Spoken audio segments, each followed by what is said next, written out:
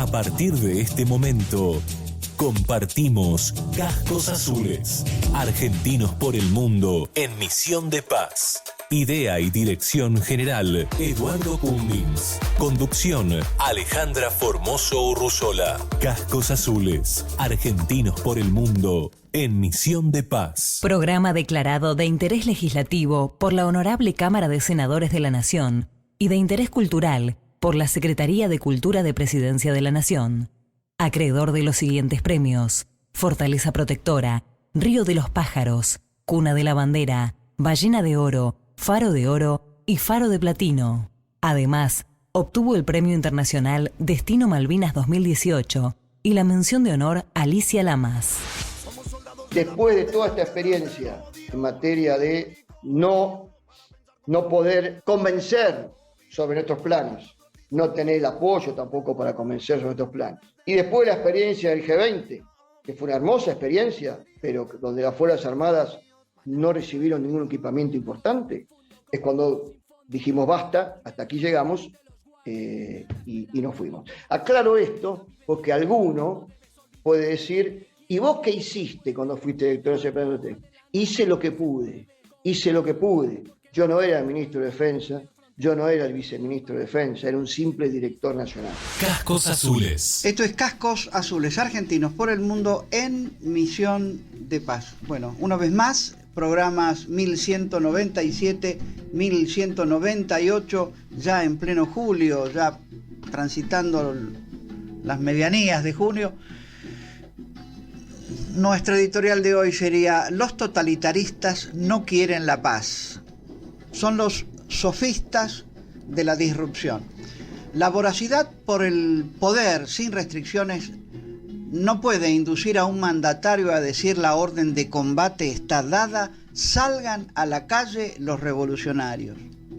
Con ello, Díaz-Canel Bermúdez, el sucesor de los Castro, iniciaba una irresponsable guerra civil, quiera Dios que no sea así, de consecuencias imprevisibles. Pero esa voracidad se torna en pánico cuando quien conduce los destinos de un Estado no se haya revestido de los atributos de la prudencia y la templanza que sí deben adornar a un estadista.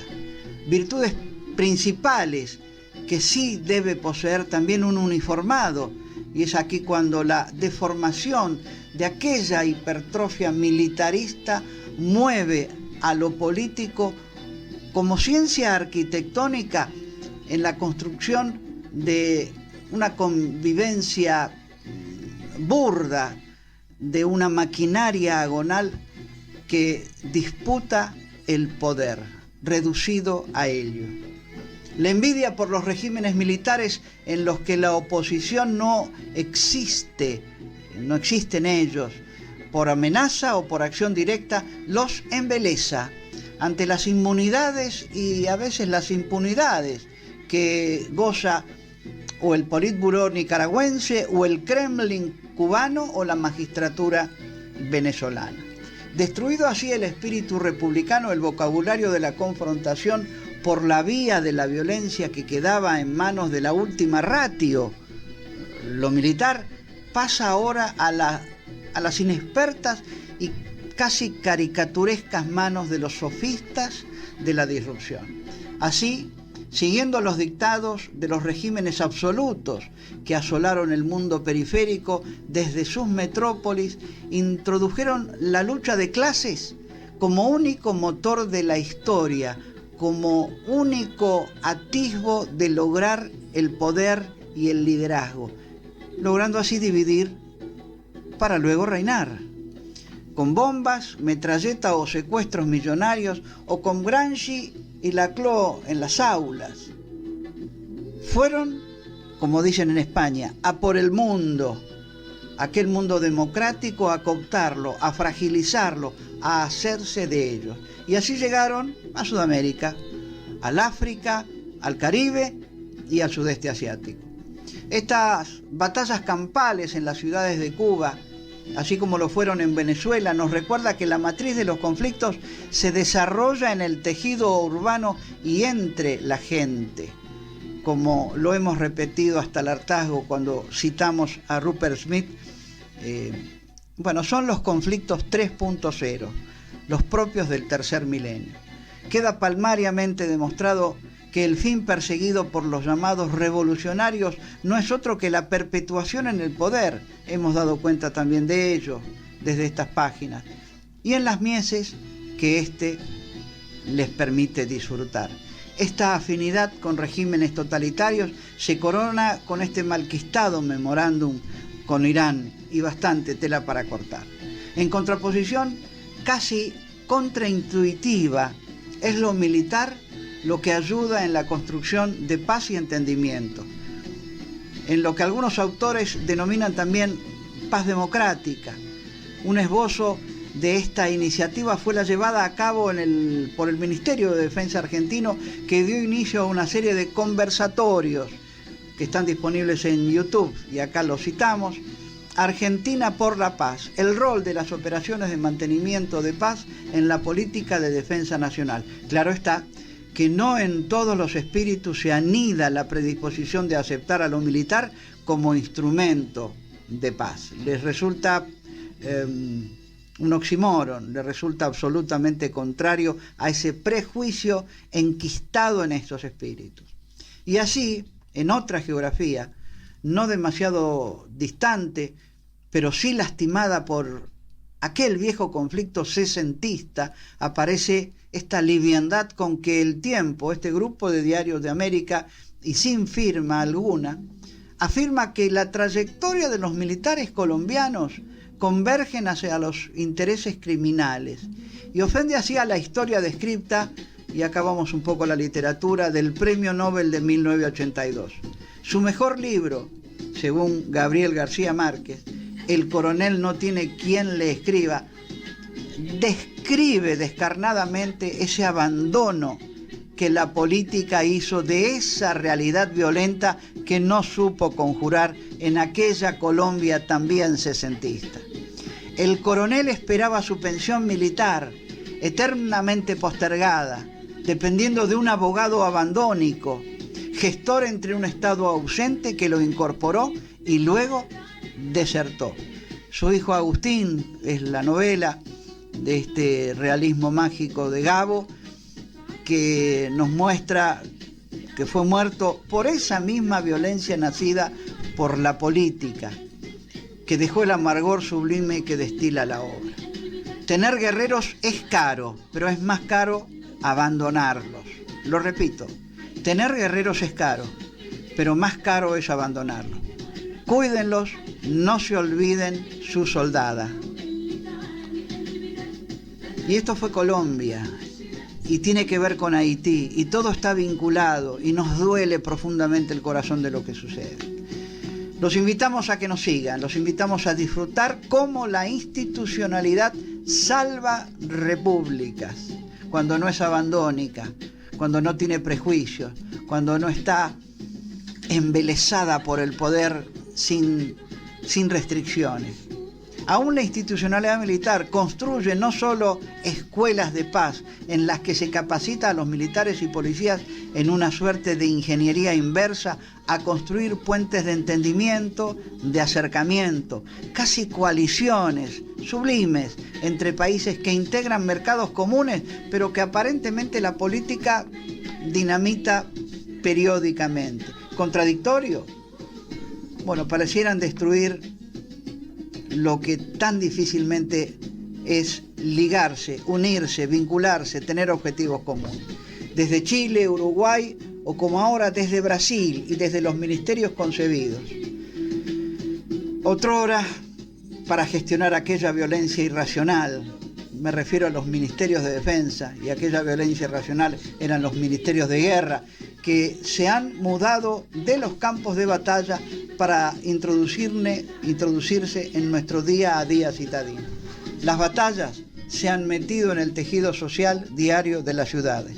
Se ha urbanizado la guerra, e intentar la paz en estas nuevas circunstancias es un desafío que nos está llamando para poder concretarlo.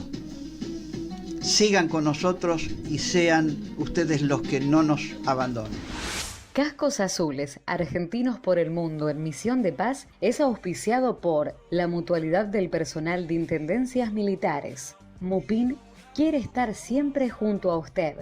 Es por eso que ampliamos nuestros beneficios para sentirnos parte de su vida y de su familia. Le brindamos una red de asistencia, emergencias y urgencias domiciliarias sin costo, las 24 horas, todos los días del año. 0810-666-6350 si está en el interior del país y 011-4959-9595 si está en Ciudad de Buenos Aires o el conurbano. Además, ya se encuentra en funcionamiento el servicio de call center para brindarle asesoramiento telefónico de lunes a viernes de 8 a 20 horas, llamando al 0810-666-8746. Más información en www.mupin.org.ar o Facebook, MUPIN, página oficial. MUPIN, desde 1912, protegiendo a sus asociados durante toda su vida. Bueno, estamos con Jorge García Mantel, un placer estar con un militar que ha sido director nacional de planeamiento y estrategia del Ministerio de Defensa, con lo cual es un cisne negro, es decir, no ha sido habitual y nos hemos metido en un diagnóstico y en una indagación sobre lo que es la defensa, la alicaída defensa, y también nos lleva a que no es necesario sacarle la sangre completa al paciente para darse cuenta dónde está la enfermedad.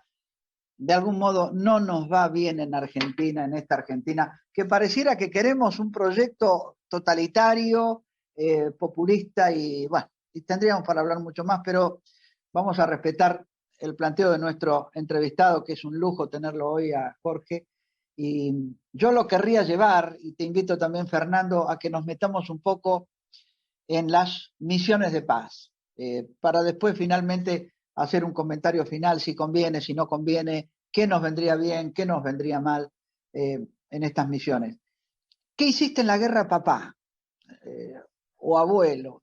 Y yo creo que la mayoría de los militares argentinos, las experiencias que ha tenido de naturaleza operativa, aparte de algún ejercicio, un big issue de algún ejercicio importante que cada vez son menos, la mayoría de nuestra mochila de vivencias la hemos tenido en alguna misión de paz que hayamos participado.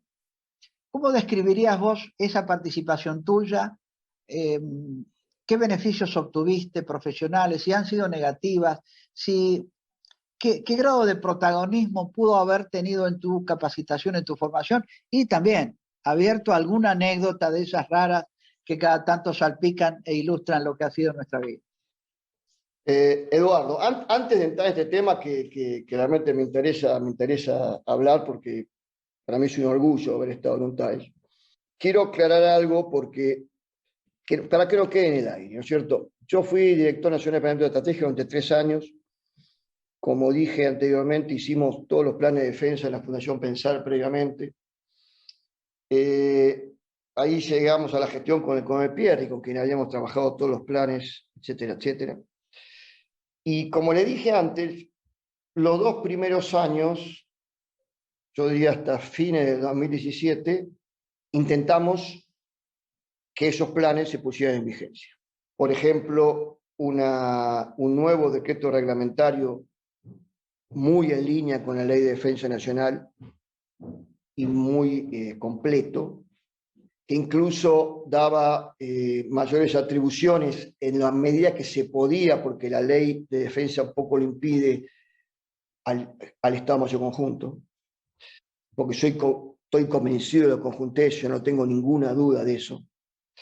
Hicimos una directiva de política de defensa nacional pública y secreta, porque cualquier país serio del mundo no puede decir públicamente cuáles son sus riesgos y amenazas para los próximos 20 años. Algunos los hacen porque son tan grandes y son superpotencias que al contrario les conviene decirlo para disuadir. Pero hay otros países que no están escribiendo cuáles son sus riesgos y amenazas, y nosotros lo llevamos así, riesgos y amenazas. Hicimos un trabajo prospectivo de 6 meses, donde sacamos 17 riesgos y amenazas desde el año 2018 al año 2035.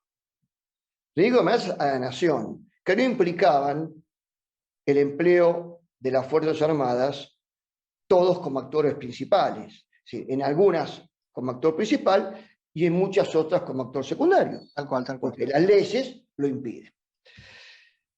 Hicimos una ley de reservas profesional, otro de los grandes déficits de este país.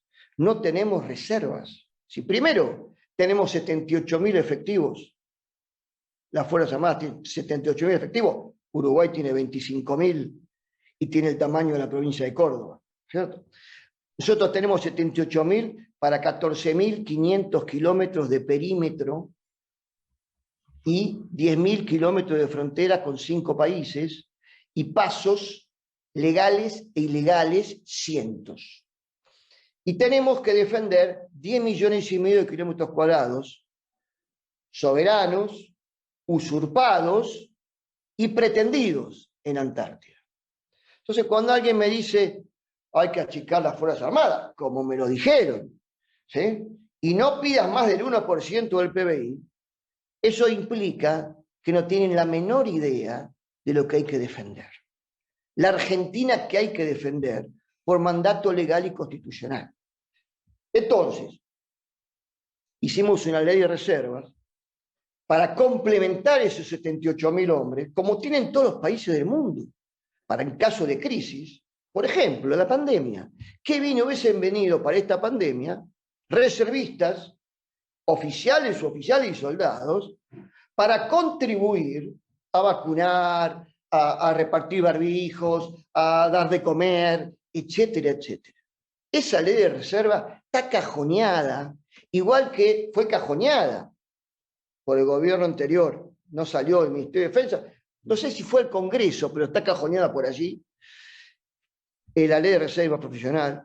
Fue cajoneada la Directiva de Política de Defensa Nacional que habíamos propuesto y fue hecha otra en la jefatura de gabinete, donde no se animaron a escribir la palabra amenaza.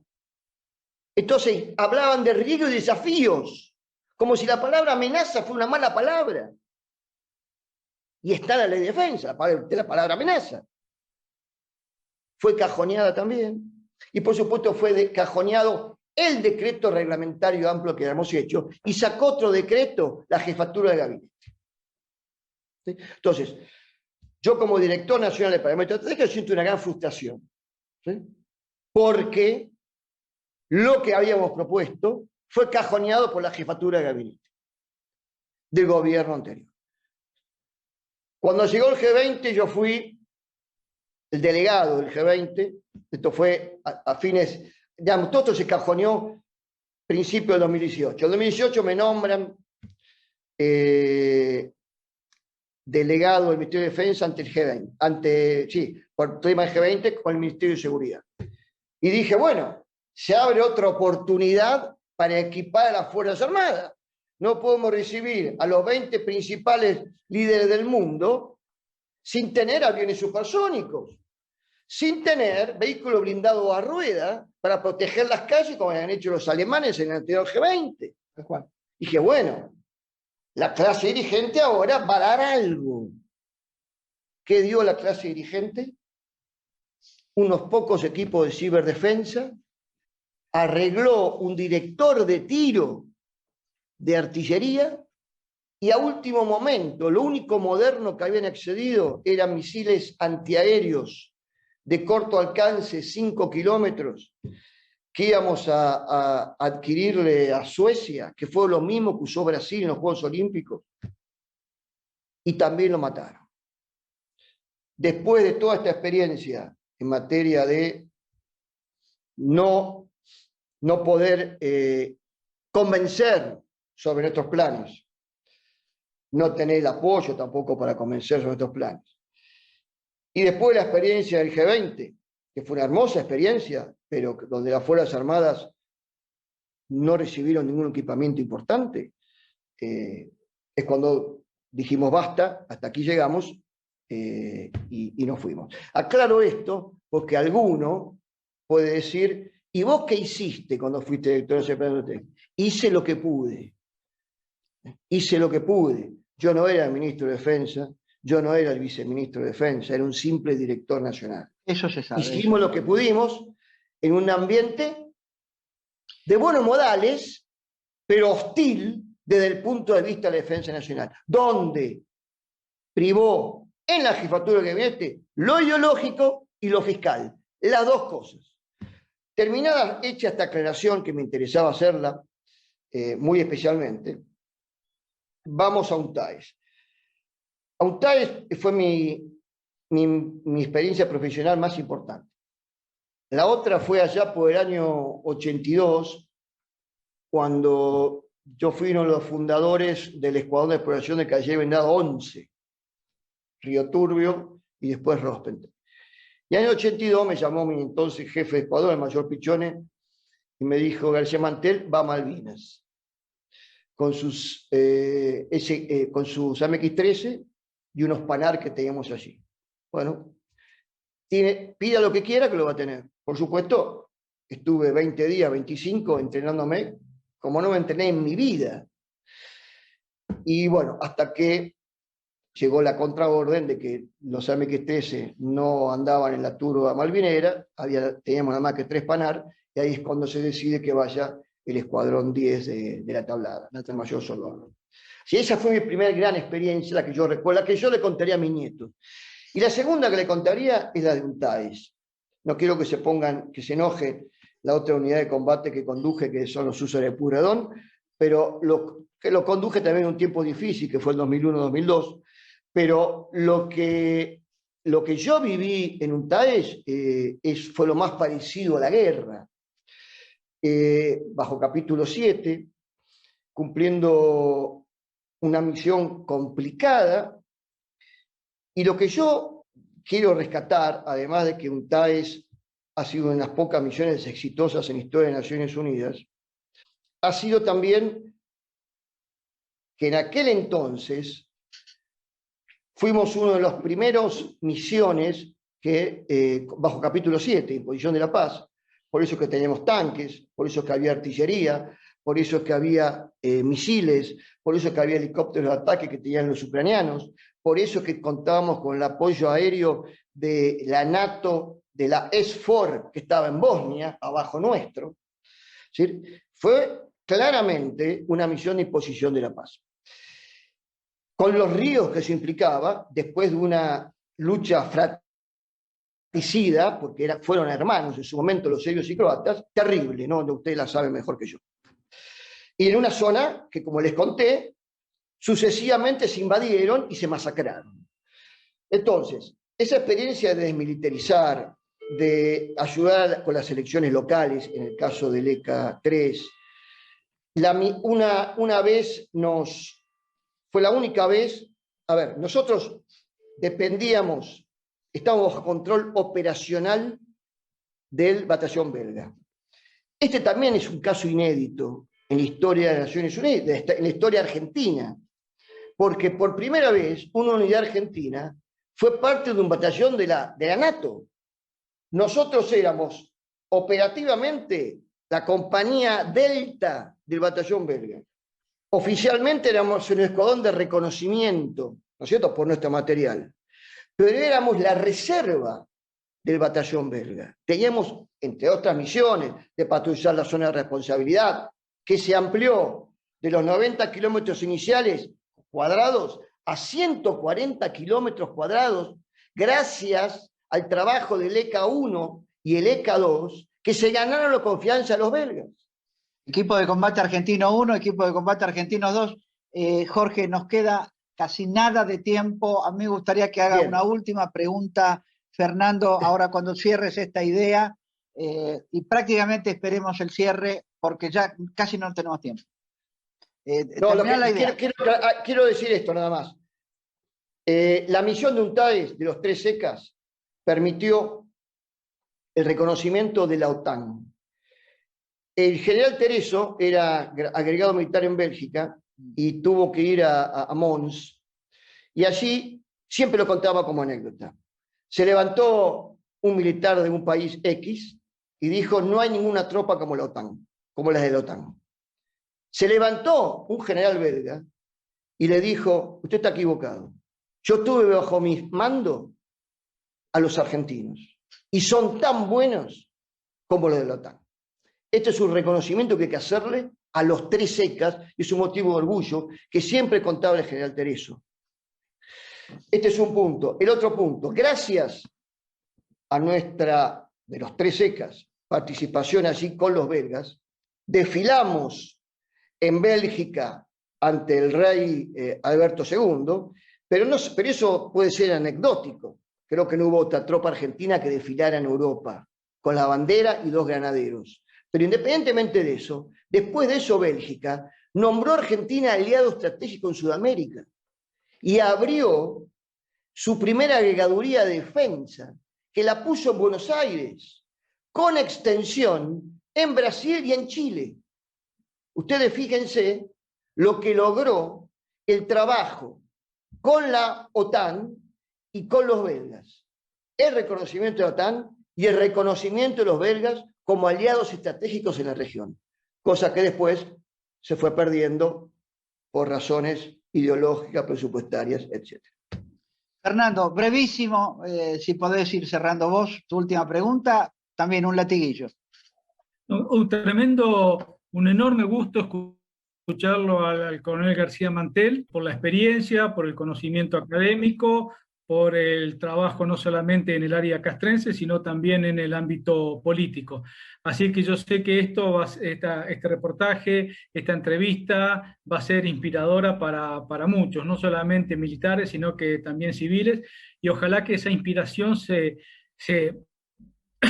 desarrolle en el campo práctico de los cambios que necesita la defensa argentina. Las palabras finales hasta que... Eduardo, Fernando, en principio agradecerles a ustedes esta oportunidad de hablar no solo de misiones de paz, sino de un tema que me apasiona, que es la defensa nacional. Después agradecerle al ejército argentino que me dio oportunidad de comandar 2 unidades de combate y una bajo estas circunstancias que hemos hablado del capítulo 7, lo que significó para mí un gran honor. Y agradecer a los integrantes del querido ECA 3 y por supuesto también al ECA 1 y ECA 2 que nos precedieron, porque dejaron una gran imagen, fueron embajadores argentinos ante la OTAN y ante el Reino de Bélgica, y eso quedó demostrado en los hechos y en las anécdotas que le conté.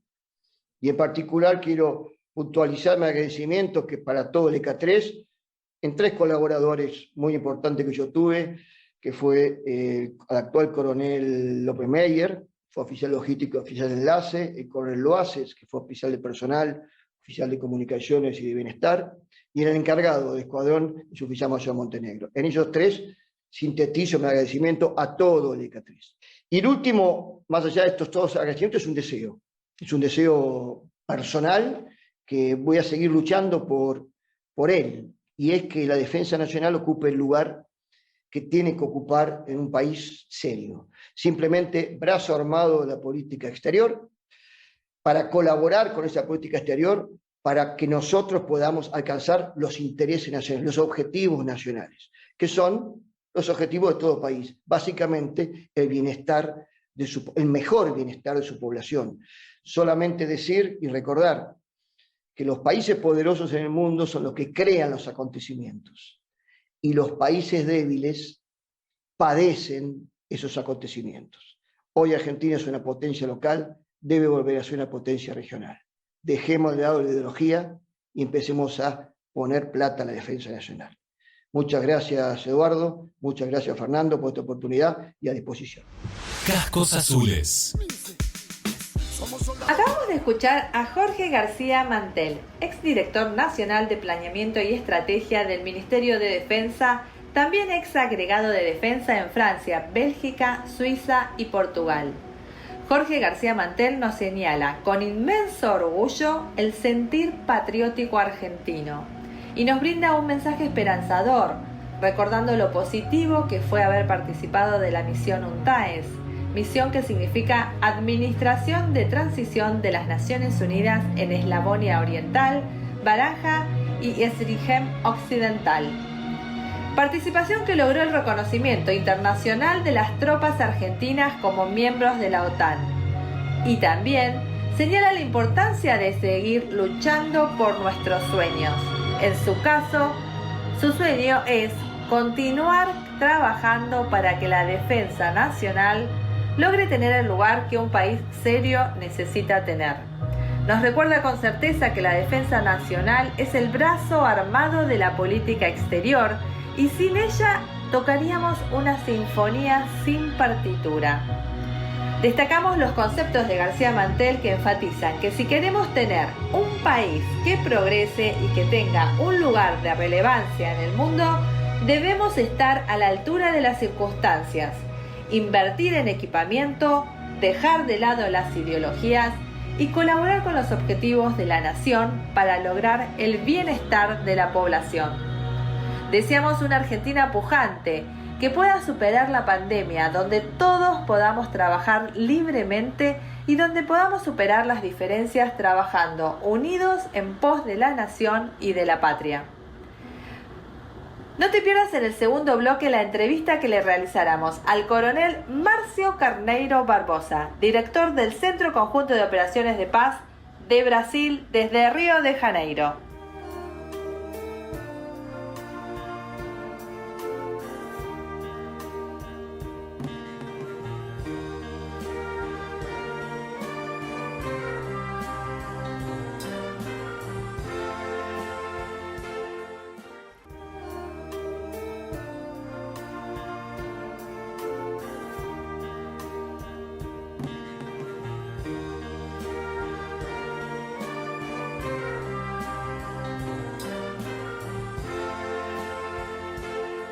O governo brasileiro, em 2022 e 2023, vai ser parte do Conselho de Seguridade das Nações Unidas como membro não permanente.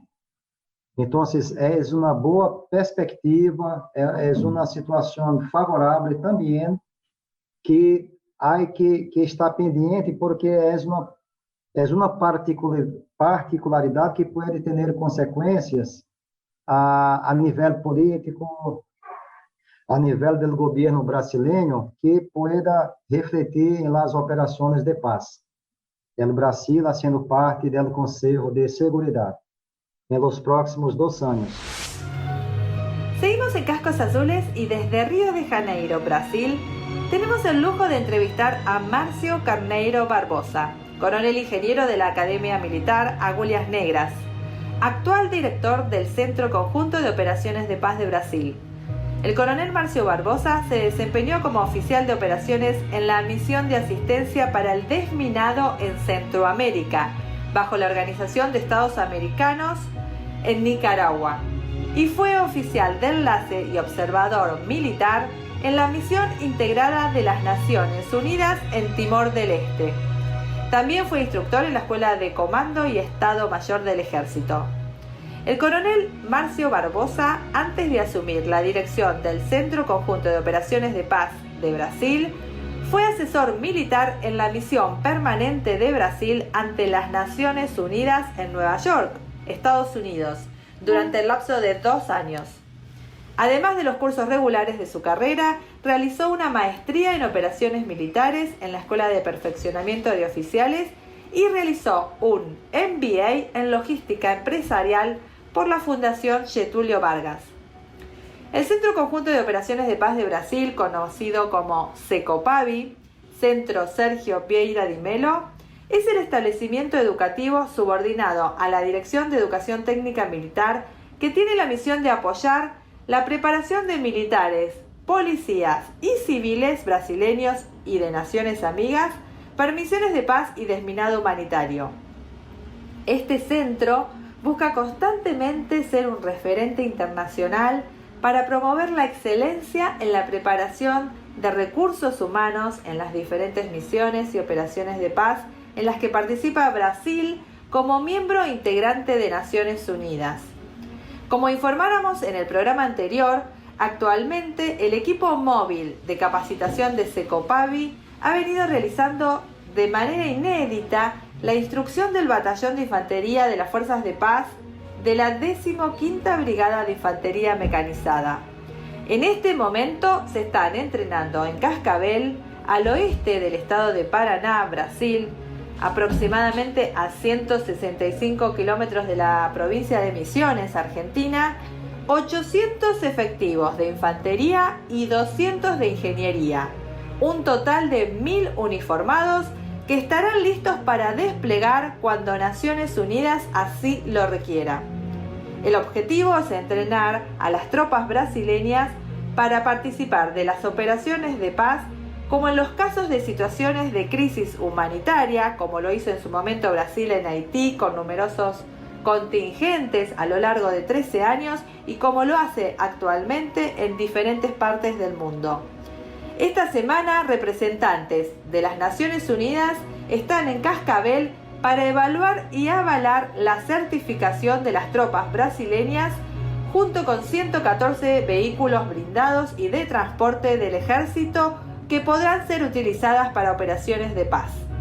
No te pierdas la entrevista que le hiciéramos días antes de partir hacia Cascavel al director de Secopavi, coronel Marcio Carneiro Barbosa.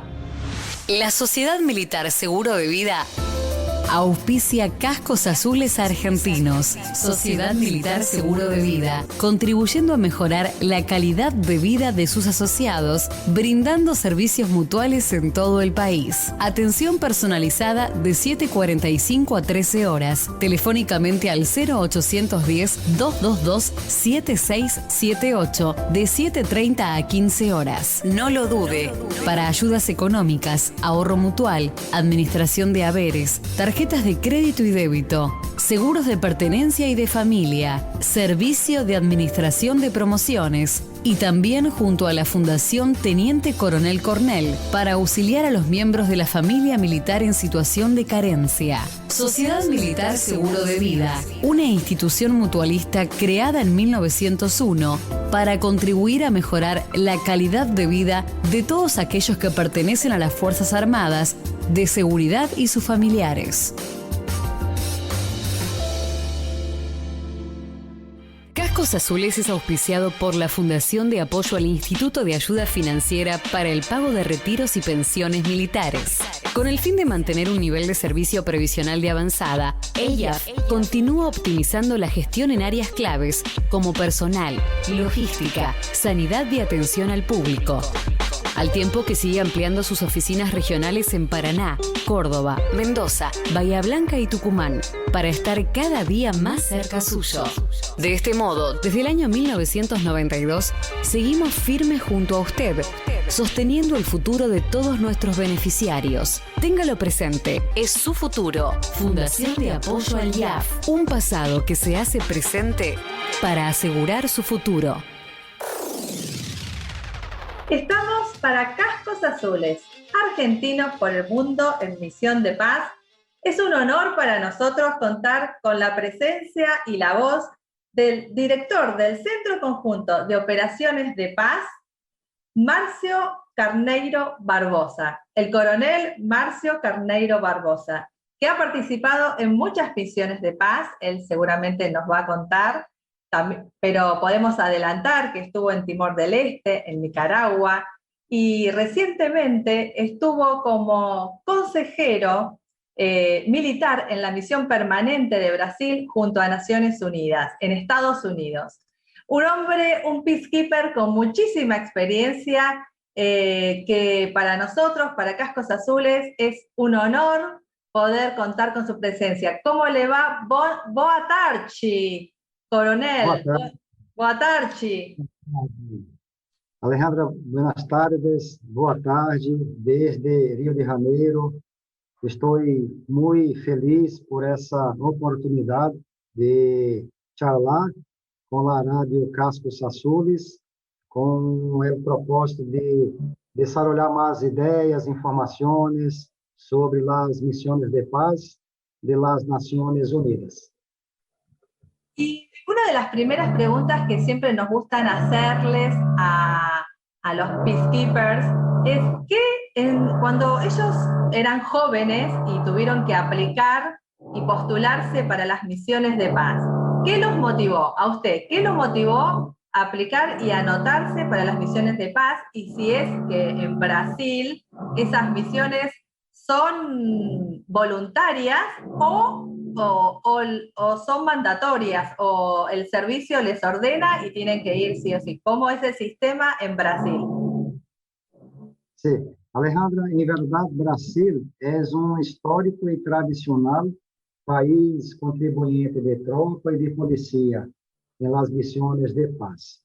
Brasil também é membro das Nações Unidas e há, por supuesto, compromisso do governo brasileiro de participar também em esse contexto das missões de paz, contribuindo com a paz e segurança internacional. Desta maneira, Brasil, desde 1957, desplega tropas contingentes e missões individuais para as missões que as Nações Unidas necessitam de aporte de los Estados-membros.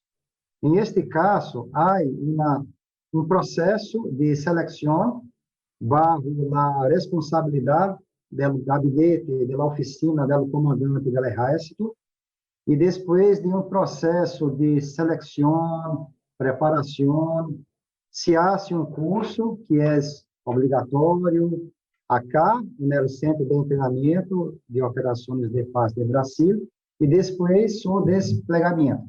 Em este caso, em meu caso, eu tive a oportunidade de passar por esse processo de seleção, quando fui desplazado, então, desplegado em Nicarágua, em designado humanitário, como oficial de operações, e depois em Timor-Leste, em la missão de integração das Nações Unidas em Timor-Leste, como oficial de enlace e observador militar. Y en esas misiones en donde usted estuvo, ¿sintió que en algún momento su vida corría peligro?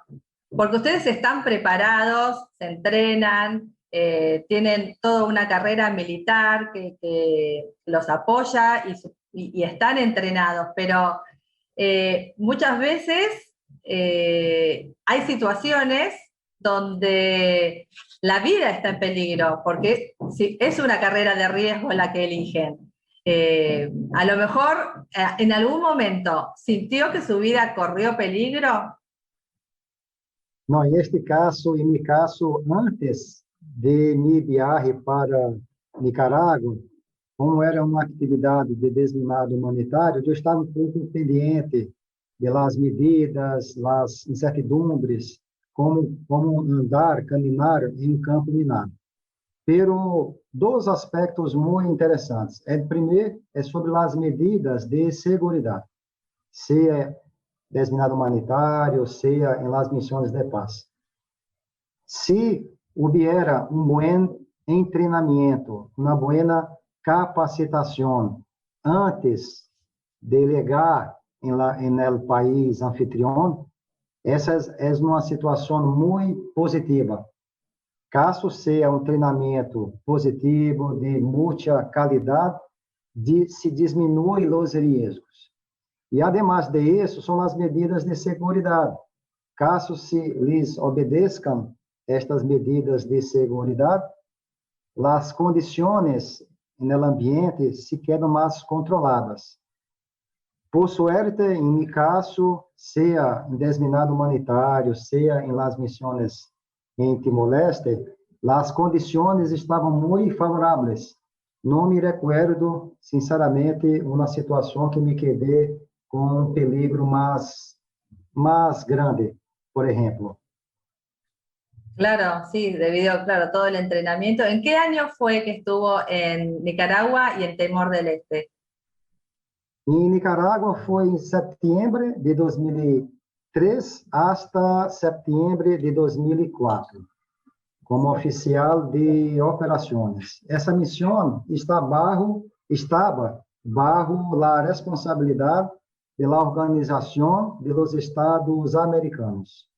En aquel entonces había estas actividades de desminado en Nicaragua, Guatemala y Honduras. Y desarrollé mi trabajo como oficial de operaciones. Ya en Timor-Leste, fui en septiembre de 2011 hasta septiembre de 2012 como oficial de enlace. Foi uma experiência muito proveitosa, muito positiva para mim, personalmente, porque añadiu muitos conhecimentos com respeito às missões de paz, dos procedimentos, o processo eleitoral que ocorreu em 2012, o trabalho de apoiar a comunidade local e muitas outras oportunidades que para nós outros cascos azules añadieron em conhecimentos e experiências. Y en ese momento en Timor del Este, ¿cuál era el conflicto y ustedes cuál era su misión específica? Neste caso, durante os 12 meses, ano de duração, Timor-Leste, em verdade, a missão das Nações Unidas começou em 1999. Inclusive, o primeiro representante especial do secretário-geral da ONU foi Sérgio Vieira de Mello, nosso patrão acá em Secopab. E a ideia seria, depois de um tempo, quando Timor-Leste estava em uma situação que, de acordo com as Nações Unidas, necessitava, então, o apoio das Nações Unidas, especificamente uma operação de paz. Houve 3 missões em Timor-Leste, e a última foi a missão integrada das Nações Unidas em Timor-Leste. Minha experiência, aliás, estava em Dili, fui ubicado em Dili, a capital de Timor-Leste, e desenvolvi meu trabalho, meus labores como chefe de equipe, que foi, por supuesto, uma experiência extraordinária, porque há que estar trabalhando em um ambiente multidimensional, ou seja, componente militar, componente de polícia e vários civis que estavam desplegados em aquele entonces. E um destaque mais importante para mim foi participar do processo eleitoral que houve para presidente, o primeiro-ministro e o Congresso Nacional de Timor-Leste. Y toda esa experiencia usted, por supuesto, la trae plasmada y la transmite a sus camaradas. Ahora como director del Centro Conjunto de Operaciones de Paz, que ya cumplió 10 años y este año cumple 11. ¿Usted cuál cree que son los hechos y los logros más importantes que querría destacar desde el inicio del centro hasta este momento? Buena pregunta, Alejandra. Eu tenho que falar um pouquinho da história. ¿Cómo no? Em 2004, começou o trabalho, o desplazamento do contingente de Brasil, o resto brasileiro, em Haiti, em 2004. Em aquela época, não havia, todavia, um centro de treinamento acá em Brasil. Qual foi, então, a decisão do Exército Brasileiro? Em 2005, foi criado o Centro de Instrução de Operações de Paz. E este Centro de Instrução de Treinamento de Operações de Paz começou a capacitar, treinar o terceiro contingente para a MINUSTAH, a Missão de Estabilização das Nações Unidas em Haiti. E o tempo foi passando e, desafortunadamente, houve o trágico terremoto em Haiti em janeiro de 2010. O que passou, então? O governo brasileiro decidiu, com seu compromisso internacional, de aumentar sua participação através de contingentes em Haiti. Qual foi a consequência? Em junho, 15 de junho de 2010, houve as missões do Centro de Treinamento de Operações de Paz, continuaram as mesmas tarefas, responsabilidades, pero cambiou de designação, passou para Centro Conjunto de Operações de Paz de Brasil. Por supuesto, foram 11 anos como Centro Conjunto, desde 2010, pero há mais 5 anos como Centro de Instrução e Treinamento de Operações de Paz. Os principais logros, que foram muitos nos últimos 16 anos, eu posso enfatizar a participação do Centro Conjunto, Secopab, como centro de instrução, com equipes móveis de treinamento em países de África, de países de Latinoamérica, como México, Equador, Angola, Namíbia, Moçambique. Como o Secopab é também um centro de enseñança do Exército Brasileiro, o serviço de treinamento integrado do Departamento de Operações de Paz de las Nações Unidas certificou, outorgou um reconhecimento para a Secopab para impartir classes de cursos como observadores militares, oficiais de planta maior, o curso de Polícia de las Nações Unidas e o curso de Coordenação Civil Militar.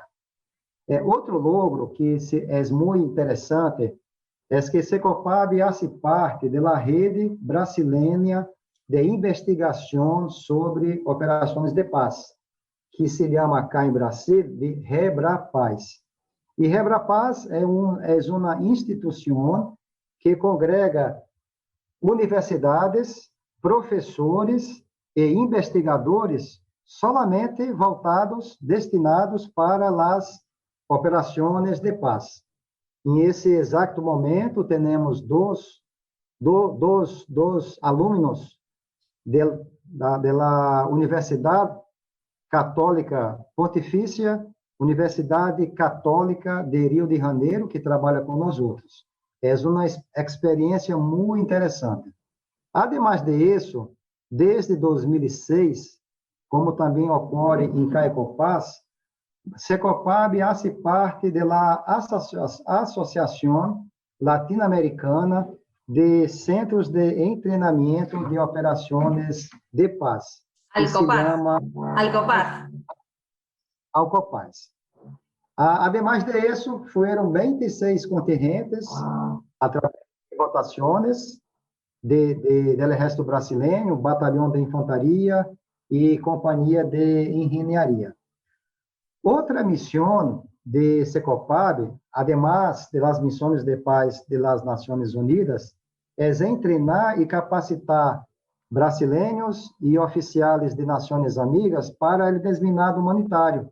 E, neste momento, estão desplegados em Colômbia, através de desminado humanitário. E há muito mais logros, pero a mim me gostaria muito de deixar enfatizar estes que ele dicho. Claro, sí. ¿Y cuántos efectivos, qué cantidad de personal ha sido capacitado? ¿Ya tienen los números en el centro? ¿Qué cantidad de personal ha pasado ya por el centro desde esos años, ¿no? Que también tiene su historia hace no solo estos 11 años, sino como usted mencionó hace 5 años atrás, donde se comenzaron con las misiones de paz? ¿Y dónde despliegan? Eso es muy importante. ¿Dónde despliega Brasil? ¿Dónde tienen hombres, despliegues individuales, o no sé si tienen contingentes, o grupos, batallones, unidades más reducidas? Usted seguramente nos ilustrará con su conocimiento. Alejandra, desde 2005 hasta ahora, esse mês de junho de 2021, ao redor de 10.000 brasileiros oficiais das Nações Unidas, entre militares, policias e civis. Foram, então, mais ou menos 10.000 pessoas em estes 16 anos. Brasil, hasta agora, temos ao redor de 73 cascos azuis em las missões de paz, em Líbano, Saara Ocidental, a República Democrática de Congo, República Centro-Africana, Sudão do Sul. São 6 missões atualmente, de 12. Ao total de 12, Brasil está desplegado em 6, 50%. Ao redor de 73 militares e policias, Marinha, Exército e Força Aérea e policias. E também são 13 os militares desplegados em Colômbia, desarrollando as labores de desminado humanitário. ¿Y qué expectativa tiene acerca de la participación brasileña en las operaciones de paz? De novo, falando pouco sobre a história do Brasil. 1957 foi a primeira experiência brasileira em Suez. Foram 10 anos, de 57 a 67, ao redor de 6.300 militares. Depois de Suez, os contingentes brasileiros foram desplegados em Angola, Moçambique, Timor-Leste, Haiti e Líbano, em termos de passado. E agora, que é interessante ver, o Exército Brasileiro decidiu, através do Comando de Operações Terrestres, treinar batalhão de infantaria mecanizado e uma companhia de engenharia. Secopab, que tinha uma vinculação com o Comando de Operações Terrestres, está bajo o mando da Direção de Educação Técnica Militar do Departamento de Educação e Cultura do Exército Brasileiro. Secopab está contribuindo com os treinamentos, capacitações e as preparações de esse batalhão, además de outras instituições militares, batalhão de infantaria mecanizado e uma companhia de engenharia. El próximo mês, julho, há uma comitiva, equipo do Departamento de Operações de Paz de Brasil, e estas pessoas vendrão para Brasil para observar como foi feita essa capacitação, esse treinamento destas tropas. Batalhão de infantaria, uma companhia de engenharia e uma companhia de ação rápida. Ojalá. ¿Cuántos hombres serían, más o menos, alrededor? ¿De cuántos hombres estamos hablando? Hombres y mujeres. Ao redor de 200 de engenharia, 800 de la infantaria mecanizada, do batalhão, e uma companhia de ação rápida, ao redor de 1.400 pessoas. Caso, e tudo está sendo feito para que ocorra muito bem, estas tropas seriam elevadas para o nível 2 do sistema de prontidão, o sistema de prontidão das capacidades das operações de paz das Nações Unidas. IOSFA, Instituto de Obra Social de las Fuerzas Armadas y de Seguridad. Encontranos en Facebook como IOSFA, en Twitter como IOSFA Oficial y en Instagram como IOSFA-oficial. www.iosfa.gov.ar.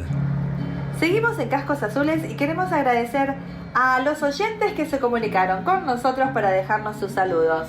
Muchísimas gracias Luciano Jauregui, Cristina Cheretti, Fabián Percara, Susana Lianelli, Walterio Báez y Carolina Gallego. Y así llegamos al final del programa, un programa que sostiene que el servicio a la nación también debe ser brindado fronteras afuera, donde argentinos y argentinas lucen los signos de la patria en otras partes del mundo, llevando nuestra cultura y costumbres con honor y patriotismo. Un privilegio haber tenido en el programa a Jorge García Mantel, experimentado casco azul que llegó al Ministerio de Defensa para asesorar y contribuir con su conocimiento a la política de nuestro país. Un honor poder transmitir las palabras del coronel Márcio Carneiro Barbosa desde Brasil. Lo seguiremos escuchando en el próximo programa contándonos cómo entrenan los brasileños para desplegar alrededor del mundo. Como siempre les agradecemos a ustedes que están del otro lado, a nuestro director, el doctor Eduardo Kundins, a nuestro productor Federico Kundins, nuestro asistente de producción Valeria Díaz. Los saluda quien les habla, Alejandra Formoso Urruzola, conductora de Cascos Azules Argentinos por el Mundo en Misión de Paz, desde Río de Janeiro, Brasil, en este programa internacional que hacemos con alegría y vocación para dar a conocer la labor de los Cascos Azules. Los esperamos todos los sábados 10 de la mañana y lunes 20 horas. Muchísimas gracias, hasta la próxima emisión. Síganos en las redes, sean parte de esta epopeya. Esto fue Cascos Azules, Argentinos por el Mundo, en Misión de Paz. Nos volvemos a encontrar en nuestra próxima emisión.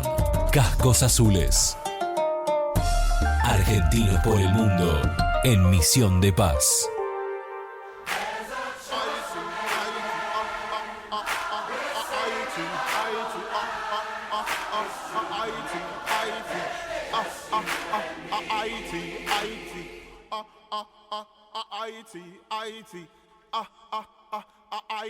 Cascos Azules, Argentinos por el Mundo, en Misión de Paz. Es auspiciado por Sociedad Militar Seguro de Vida, servicios y beneficios para los servidores de la Nación. Fundación de Apoyo al Instituto de Ayuda Financiera, respaldo a la institución que cuida el futuro de los uniformados. Mutualidad del personal e intendencias militares, servicios y prestaciones de excelencia para sus asociados. IOSFA, Instituto de Obra Social de las Fuerzas Armadas y de Seguridad. Y la colaboración de Gendarmería Nacional, Armada y Fuerza Aérea Argentina.